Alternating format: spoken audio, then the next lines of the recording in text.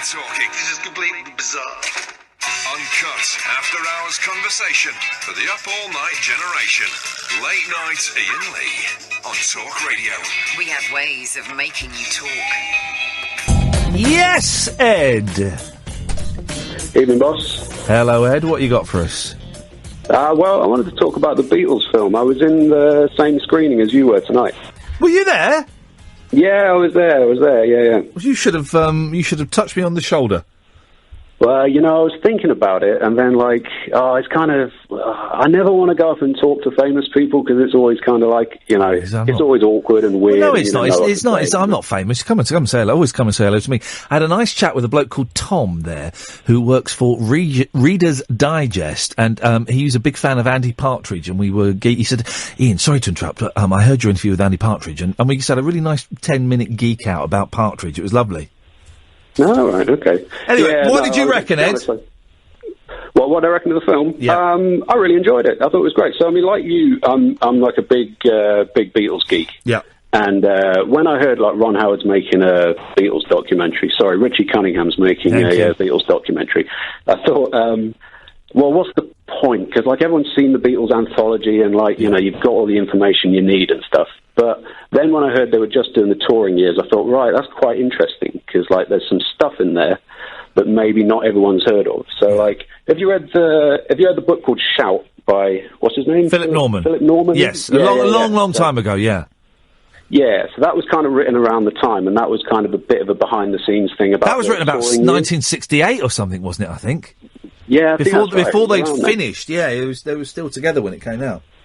Yeah. So it was kind of covering similar ground to that, because there's some sort of, backstage stuff in that kind of... Because back when they were touring, because they were being presented as the sort of lovable mop tops, and they were kind of like One Direction are now, they were sort of all clean cut and stuff, but they were doing some awful stuff, behind the scenes. It was all drugs and girls. But that didn't get mentioned, the drugs and the sharing of the girls and... and the violence, because there was some violence, that didn't get mentioned at all. Yeah, no, it didn't. Not as much as I would have liked. I mean, I know what you mean in that because I saw you tweet about it and say that you replied to someone's tweet and said that you didn't learn anything new from it. So I went into it thinking I'm probably not going to learn anything new, but I might see a bit of new footage. So certainly I saw a lot of new footage that I hadn't seen before. And I was quite surprised by that. But I did learn a couple of things that I actually didn't know. So the whole thing about when they played was it the Gator Bowl in Florida?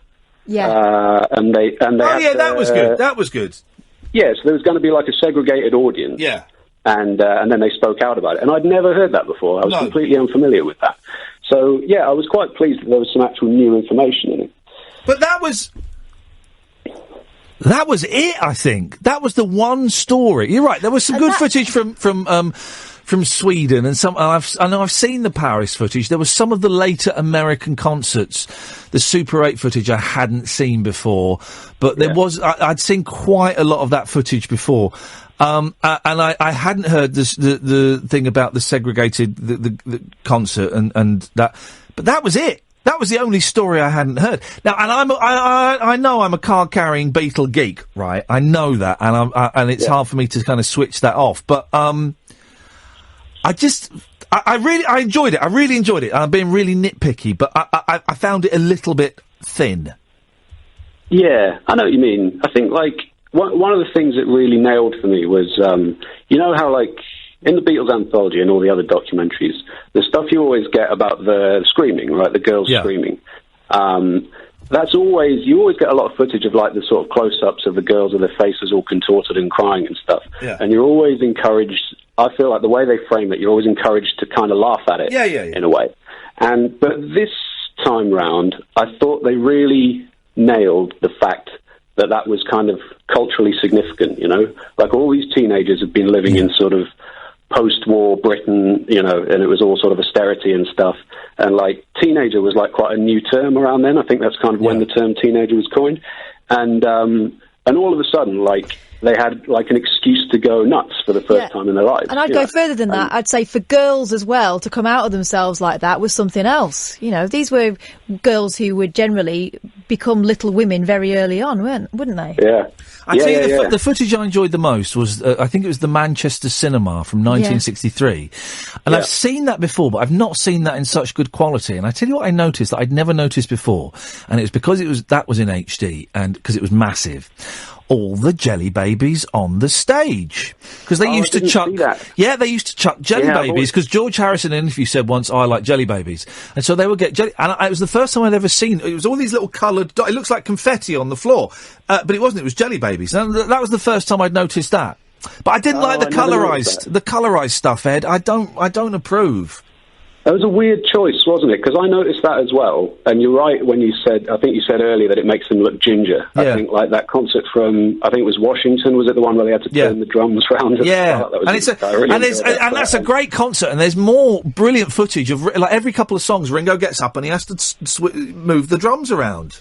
Yeah, because I've seen that before and I thought it was just like a revolving stage, but obviously not. No. It must have been that. But yeah, the choice to like colorise old black and white footage, like, I don't know why you'd do that. I mean, it was a bit distracting. I mean, I imagine a lot of people watching it just won't notice, but like, I don't know why as a filmmaker, I guess he must have been thinking to himself, maybe it's a bit jarring. He was thinking Americans don't like black and white. That's what he was thinking. A big movie, it needs more colouring. But the people he's appealing to, you know, with the talking heads, they weren't to try and catch the bright young things, you know, the millennials who won't be used to seeing black and white. We all know it was in black and white. In fact, we probably wouldn't have even noticed it. America is a different country, and and what was it, 100-minute long movie, nearly 2-hour long movie. To have it that much black and white, you can't sell it. Do you reckon? Yeah. Well, maybe, but I mean, you think about like the George Harrison documentary, the Scorsese one. I mean, that's full of black and white footage. No, it's not. I mean, it's not. I watched it the other day. Surprisingly, a massive amount of that is in colour. Oh, is that right? Okay. Yeah, I don't know that because I watched it literally 2 weeks ago, and a lot of that is in colour. And also, I wanted to see. We'll move away from the geek off in a second. I just thought it was really lazy use of Harrison and Lennon footage from two interviews. That was it. Yeah, well, because a lot of the Harrison stuff was anthology outtakes, wasn't it? Yeah, lazy.